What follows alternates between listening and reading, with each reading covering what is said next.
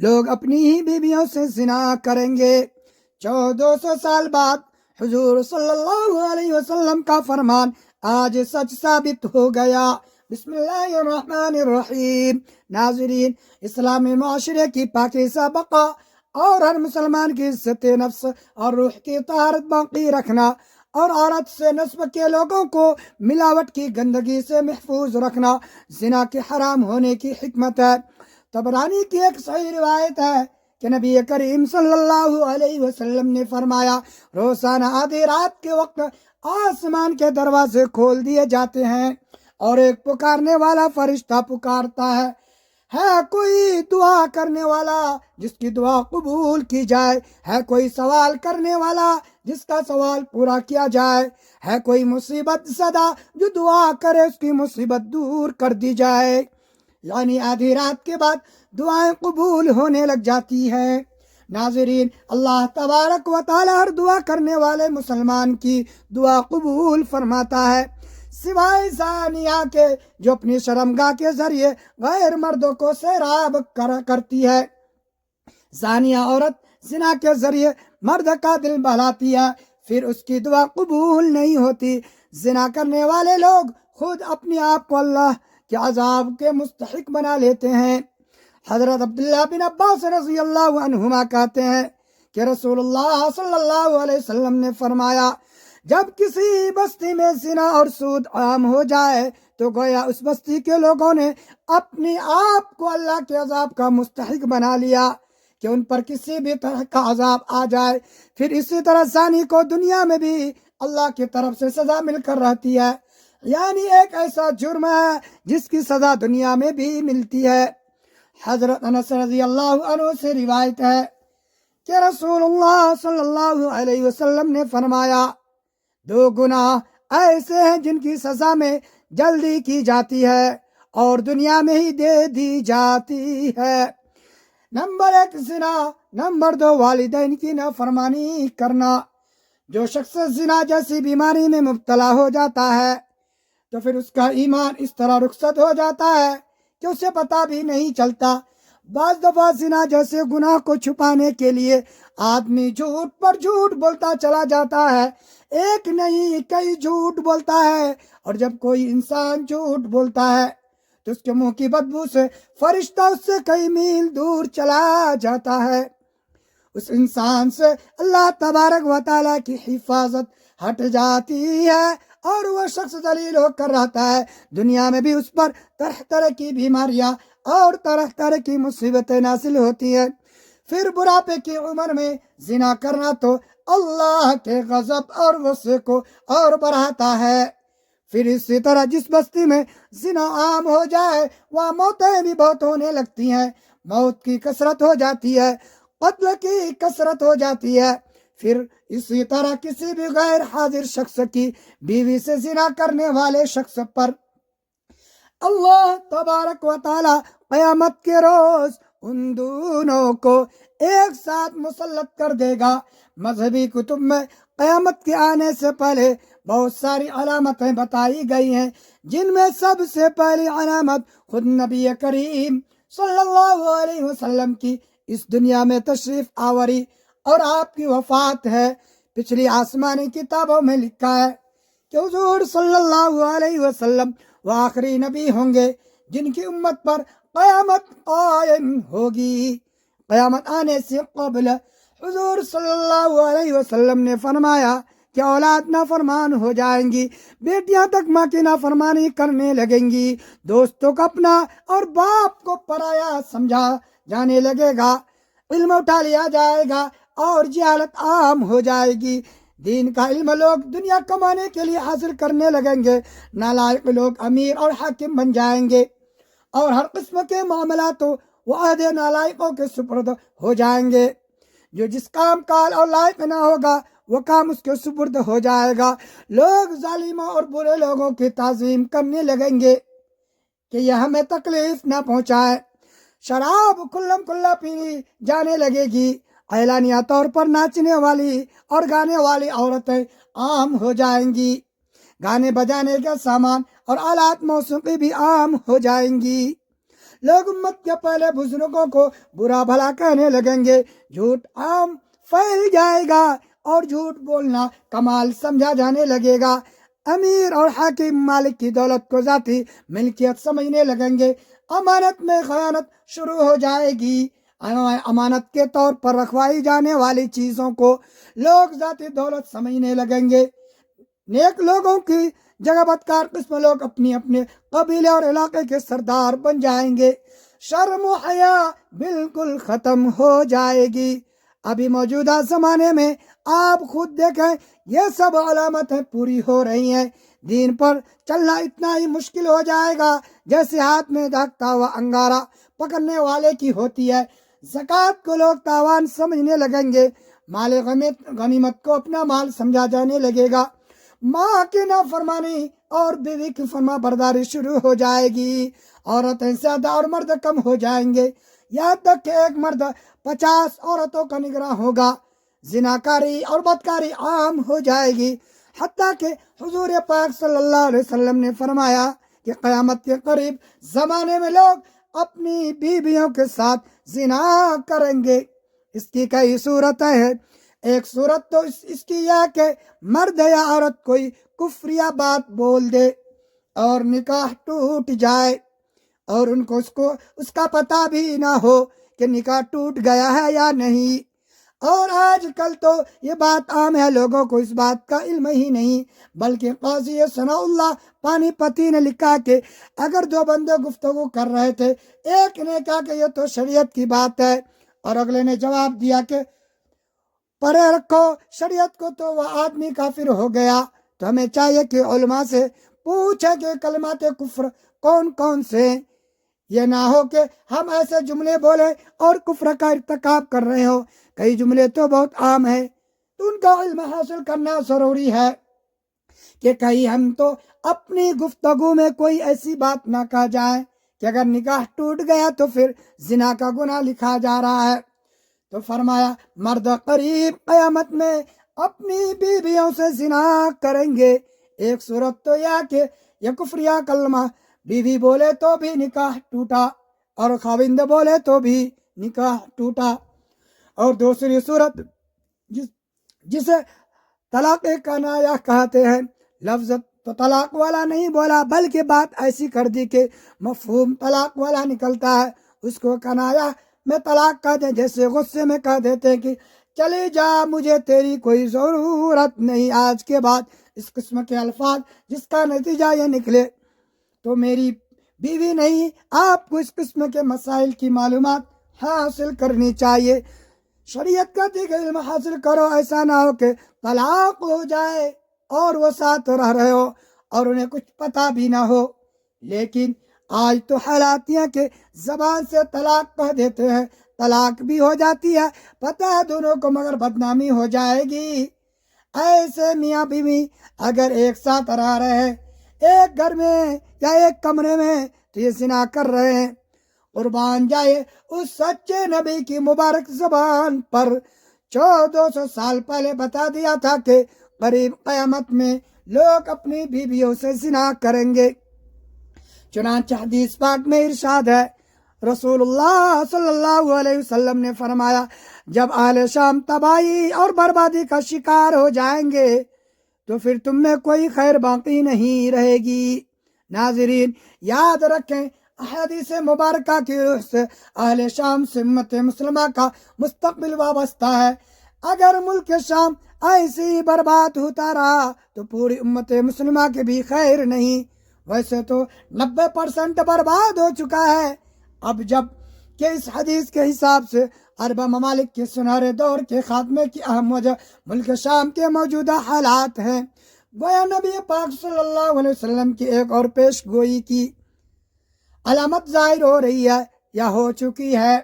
یاد رکھیں ملک شام کے متعلق اسرائیلی، روسی، امریکی جو بھی یہاں جھوٹے بہانے بناتے ہیں، لیکن ان سب کا اصل ہدف جزیرۃ العرب ہے، کیونکہ کفر کا عقیدہ ہے کہ دجال مسیحا، اس وجہ سے یہ لوگ دجال کے انتظامات مکمل کر رہے ہیں، جس کے لیے عرب ممالک تباہی و بربادی دجال کے ظہور سے قبل ہے۔ چنانچہ کتاب میں کہ آخری زمانے میں جب مسلمان ہر طرف سے مغلوب ہو جائیں گے، مسلسل جنگیں ہوں گی، شام میں بھی عیسائیوں کی حکومت قائم ہو جائے گی۔ اسی طرح قیامت سے متعلق بھی معلومات ہمیں ملتی ہیں کہ قیامت سے پہلے حضور پاک صلی اللہ علیہ وسلم کی امت میں 30 بڑے بڑے کذاب اور دجال آئیں گے، ہر ایک نبوت کا دعویٰ کرے گا، حالانکہ حضور اکرم صلی اللہ علیہ وسلم آخری نبی ہیں، آپ صلی اللہ علیہ وسلم کے بعد کوئی نبی نہیں۔ قیامت کی نشانیوں میں سے ایک نشانی یہ بھی ہے کہ عراق کا مشہور دریا فرات سونے کا ایک خزانہ ظاہر کرے گا جس پر لوگ لڑیں گے، چنانچہ اس لڑائی میں ہر 100 میں سے 99 قتل ہو جائیں گے۔ ممکنہ سونے کے پار یا سونے کے خزانے سے مراد عراق کا تیل ہو۔ جب یہ علامت ہو چکی ہے تو سخت قسم کا عذاب شروع ہوگا، اس میں سرخ آندھی آئے گی، آسمان سے پتھر برسیں گے، کچھ لوگ زمین میں دھسا دیے جائیں گے، لوگوں کی شکل مسک ہو جائیں گی، پھر پی در پی کئی نشانیاں ظاہر ہوں گی، جیسے ہاتھ کا دھاگے ٹوٹنے پر تسبیح کے دانے مسلسل گرنے لگتے ہیں، زمانہ وقت کے گھوڑے کا پر لگائے جیسی تیز سے گزر رہا ہے۔ اس تیزی سے ہم نبی پاک صلی اللہ علیہ وسلم کی حدیث کی روشنی میں بتدریج قریب قیامت کی آمد کی طرف بڑھ رہے ہیں۔ کئی نشانیاں پوری ہو کر قیامت کے قریب ہونے کو واضح کر چکی ہے، اور اب کچھ ہی علامتیں باقی ہیں۔ ہر نبی نے اپنی امت کو دجال کے متعلق آگاہ کیا ہے، نبی پاک صلی اللہ علیہ وسلم نے بھی اس امت کو اس کے بارے میں اس قدر واضح بتایا۔ صحابہ کرام آنسوؤں سے تر آنکھوں سے دجال کے فتنے سے پناہ مانگا کرتے تھے۔ حدیث کی روشنی میں علماء کرام نے دجال کی خروج کے قبل کی جو نشانیاں بتلائی ہیں، ان کے مطابق گھروں میں ناچ گانا عام ہو جائے گا۔ آج ٹی وی، کمپیوٹرز اور موبائل کے ذریعے یہ سب ہو رہا ہے۔ اونچے اونچے پختہ گھروں کی تعمیر کی خواہش ہوگی۔ آج کے غریب سے غریب لوگ تک، لوگوں کے بھی پکے مکان سب کے سامنے ہیں۔ مساجد سے دجال کا تذکرہ ختم ہو جائے گا، پانی کی قلت ہوگی۔ دجال کے خروج کے بعد اس کی حیران کن طاقتوں کے بارے میں بھی مختلف آیات ہیں، مگر قابل غور اور دلچسپ بات یہ ہے کہ قدرت کی جانب سے اس کو عطا کی گئی طاقتوں کے حوالے سے یہودی قوم بڑی تیزی سے تجربات میں مصروف ہے۔ روایت میں کہ وہ بارش برسانے پر قدرت رکھتا ہوگا، مصنوعی بارش برسانے کا تجربہ کیا جا چکا ہے۔ بتایا جاتا ہے کہ وہ زمین کو تہ بتہ کرنے کی قدرت رکھتا ہوگا۔ قیامت کی نشانیوں کے مطابق دجال کو حضرت عیسیٰ علیہ السلام فلسطین کے علاقے میں قتل کریں گے۔ یہودی اس مقام پر اپنے مسیحا کو فرار کرانے کے لیے ایئرپورٹ تیار کر چکے ہیں۔ دنیا کی انتہائی تیز رفتار ایئرپلین وہاں موجود ہے، جس پر کہ AIR یعنی کافر درج ہے۔ واضح رہے کہ دجال کے ماتھے پر بھی کافر تحریر ہوگا۔ قیامت کی ایک نشانی میں یہودیوں کو پناہ دینے والے درخت غرقد کا ذکر بھی ہے۔ آخری جنگ میں جب یہودی مسلمانوں سے چھپنے کے لیے پتھروں درختوں کی اوٹ لیں گے تو سوائے غرقد کے تمام چیزیں مسلمانوں کو اپنے پیچھے یہودیوں کی موجودگی کا پتہ دیں گے، اور معروف ملکی غیر ملکی ویب سائٹس کے مطابق یہودی غرقد کے باغات تیزی سے لگا رہے ہیں۔ آخری زمانے میں جب مسلمان ہر طرف سے مغلوب ہو جائیں گے، مسلمان جنگیں ہوں گی، مسلسل جنگیں ہوں گی، شام میں بھی عیسائیوں کی حکومت قائم ہو جائے گی۔ علماء کرام بتاتے ہیں کہ سعودیہ، مصر، ترکی باقی نہ رہے گی، ہر جگہ کفر کی مجالس بڑھ جائیں گی، امت آپسی خانہ جنگی کا شکار رہے گی، اور اب خلیجی ممالک اور سعودی عرب وغیرہ میں بھی مسلمانوں کی باقاعدہ حکومت نہیں رہے گی۔ خیبر سعودی عرب کا چھوٹا سا شہر مدینہ منورہ سے 170 کلومیٹر کے فاصلے پر ہے۔ اس کے قریب تک یہود و نصارہ پہنچ جائیں گے اور اس جگہ تک ان کی حکومت قائم ہو جائے گی۔ بچے کھچے مسلمان مدینہ منورہ پہنچ جائیں گے، اس وقت حضرت امام مہدی مدینہ منورہ میں ہوں گے۔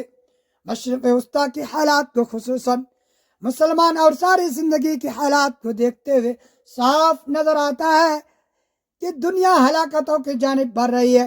اسرائیل اور ایران کی حالیہ جنگوں سے عالمی جنگی قیاس آراریاں ہو رہی ہیں۔ حضرت ابو ہریرہ رضی اللہ عنہ سے روایت ہے کہ رسول اللہ صلی اللہ علیہ وسلم نے ارشاد فرمایا، میری قوم کا ایک لشکر وقت کے آخر کے قریب ہند پر چڑھائی کرے گا اور اللہ تبارک و تعالیٰ اس لشکر کو فتح نصیب فرمائے گا، یہاں تک کہ وہ ہند کے حکمرانوں کو بھیڑیوں میں جکڑ کر لائے گا۔ اللہ تبارک و تعالیٰ اس لشکر کے تمام گناہ معاف کر دے گا، پھر وہ لشکر واپسی کا رخ کرے گا اور شام میں موجود عیسیٰ ابن مریم علیہ السلام کے ساتھ جا کر مل جائے گا۔ حضرت ابو ہریرہ رضی اللہ عنہ نے فرمایا، اگر میں اس وقت تک زندہ رہا تو میں اپنا سب کچھ بیچ کر اس لشکر کا حصہ بنوں گا، اور پھر جب اللہ تبارک و تعالیٰ ہمیں فتح نصیب فرمائے گا، پھر جب میں شام پہنچوں تو عیسیٰ ابن مریم علیہ السلام کو تلاش کر کے انہیں بتاؤں گا میں محمد صلی اللہ علیہ وسلم کا ساتھی ہوں۔ رسول پاک صلی اللہ علیہ وسلم نے تسلی کرتے ہوئے ارشاد فرمایا، بہت مشکل آنے والے اور وار بڑے پرفتنہ نظر آتے ہیں، اور اس کے متعلق بھی نبی کریم صلی اللہ علیہ وسلم نے فرمایا تھا کہ میری امت پر ایک ایسا دور آئے گا جس میں فتنے اتنے تیزی سے آئیں گے جیسے دھاگا ٹوٹ جانے سے تسبیح کے دانے تیزی سے زمین کی طرف آتے ہیں، لہذا اپنی نسلوں کی بھی ابھی سے تربیت اور ایمان کی فکر کرنی ہے۔ موبائل کے بے جا استعمال سے دیر رات تک جاگنے، فیشن اور یہودی انداز اپنانے سے نماز کو ترک کرنے سے روکیے، ورنہ آزمائش کا مقابلہ دشوار ہوگا۔ رسول کریم صلی اللہ علیہ وسلم کے فرمان کی روشنی میں قیامت کا قائم ہونے میں تقریباً 250 صدیاں باقی ہیں۔ البتہ دور قیامت کا آغاز ہو چکا ہے، تمام دور فتنہ و فساد سے معمور ہے، جنگ و جدال اور مختلف طاقتوں کے مابین کھچاؤ کا تسلسل۔ نبی برحق صلی اللہ علیہ وسلم نے سب کچھ 200 سال پہلے باخبر کر دیا، بس ہم مسلمانوں نے ہی ہوش کے ناخن نہ لیں۔ دیگر مذاہب کے ماننے والے تو سب تیاری کی حالت میں یہودی دجال کا انتظار کر رہے ہیں، مسیحا اپنے تیار ہے، حضرت عیسیٰ علیہ السلام کا پھر سے ظہور ہوگا، عصر وقت ہوگا، دمشق کا مسجد میں لوگ نماز کی تیاری میں مشغول ہوں گے، اور وہ مسجد کے مینار سے ہوتے ہوئے یوں صحن میں اتریں گے کہ جو فرشتوں کے کاندھوں پر ہاتھ رکھے ہوئے ہوں گے، تازہ کیے ہوئے وضو کا پانی قطروں کی شکل میں ان کے بازوؤں سے ٹپکے گا۔ امام مہدی علیہ السلام کی امامت میں وہ نماز ادا کریں گے۔ ان کی تدبیر میں بہت سے مسیحی لوگ مسلمانوں کے ساتھ مل جائیں گے، یہاں تک کہ حضور صلی اللہ علیہ وسلم کے فرمان پر تمام مکاتب فکر کے مسلمانوں کا ایمان ہی ہے۔ مگر ناظرین، اللہ تبارک و تعالیٰ کے نبی آخر الزماں صلی اللہ علیہ وسلم نے تو یہ بھی فرمایا تھا کہ میرا وہ بیٹا مہدی جس کی امامت میں جناب عیسیٰ علیہ السلام جیسی بلند مرتبہ نماز ادا کرنے پر فخر کریں گے، اسی مہدی کے ظہور پر سب سے پہلے خود مسلمانوں کا ایک لشکر مخالفت میں چڑھ دوڑ کرے گا، جو اللہ تبارک و تعالیٰ کے حکم سے زمین بوس ہو جائے گا۔ مگر کلیجہ کٹ جاتا ہے یہ سن کر کہ کیا مسلمانوں کو کبھی عقل سلیم عطا بھی ہوگی کہ نہیں؟ کیا ہم آل رسول صلی اللہ علیہ وسلم سے دشمنی کرتے رہیں گے؟ جن یہودیوں سے عداوت ہے وہ تو اپنے یہاں کا سب سے اعلیٰ مذہبی مقام اپنے نبی جناب ہارون علیہ السلام کے آل کے لیے ہی مخصوص کرتے ہیں، کسی اور کو اس منصب پر فائز ہی نہیں ہونے دیتے۔ پھر ہم مسلمانوں کے شعور کیوں حاصل نہیں، حالانکہ ہمارے نبی جناب آخر الزماں صلی اللہ علیہ وسلم کی آل پاک کو سرفرازیاں تو خود خدا رب العزت نے عطا فرمائی ہے۔ بدنصیبی ہے کہ ہم اپنے رسول اللہ صلی اللہ علیہ وسلم کے فرمان سے روح گردانی کرے، مرتکب تو ہوتے ہی ہیں۔ اللہ رب العزت کے احکامات کا بھی عملی انکار ہے۔ اب کون ہمیں سمجھائے اللہ تبارک و تعالی میں ہر پرفتنہ دور میں ایمان پر قائم رہنے کی توفیق عطا فرمائے، آمین یا رب العالمین۔ اس کے علاوہ ہمیں یہ بھی یاد رکھنا چاہیے کہ آج کے دور میں انٹرنیٹ اور سوشل میڈیا نے فتنے کی آگ کو ہر گھر تک پہنچا دیا ہے۔ جہاں پہلے گناہ کرنے کے لیے گھر سے باہر نکلنا پڑتا تھا، اب ایک کلک پر فحاشی اور بے حیائی موبائل کی اسکرین پر موجود ہے، جو کو براہ راست ہمارے ایمان پر حملہ آور ہے۔ علماء حق فرماتے ہیں کہ توبہ کا دروازہ ابھی کھلا ہے، لیکن فتنوں کی کثرت کی وجہ سے دلوں پر سیاہی چھا رہی ہے اور نیکی کرنا بوجھ بنتا جا رہا ہے۔ ہمیں چاہیے کہ ہم اپنی زبانوں کو کلمہ کفر سے پاک رکھیں اور نکاح جیسی مقدس رشتے کی اہمیت کو سمجھیں، تاکہ ہم نادانی میں اللہ تبارک و تعالیٰ کی نافرمانی کے مرتکب نہ ہوں۔ یاد رکھیں کہ کلمہ کفر صرف جان بوجھ کر بولنا ہی نہیں، بلکہ مذاق میں شریعت کا تمسخر اڑانا بھی ایمان کو برباد کرتا ہے۔ لہذا اپنے اور اپنے گھر والوں کی آخرت کی فکر کریں اور ان تمام نشانیوں کو دیکھ کر اپنے رب کی طرف رجوع کریں، کیونکہ وقت بہت کم ہے اور حساب کا دن قریب ہے۔ اللہ تبارک و تعالی ہمیں دجال کے فتنے سے اور ہر قسم کی گمراہی سے محفوظ فرمائے اور ہمارا خاتمہ ایمان پر فرمائے۔ ناظرین، کمنٹ باکس میں اللہ تبارک و تعالیٰ کے 99 ناموں میں سے ایک نام ضرور ٹائپ کریں۔ ویڈیو اچھی لگے تو ویڈیو کو لائک شیئر کریں، چینل کو سبسکرائب کریں۔ اگلے ویڈیو تک کے لیے اجازت دیجیے، اللہ حافظ۔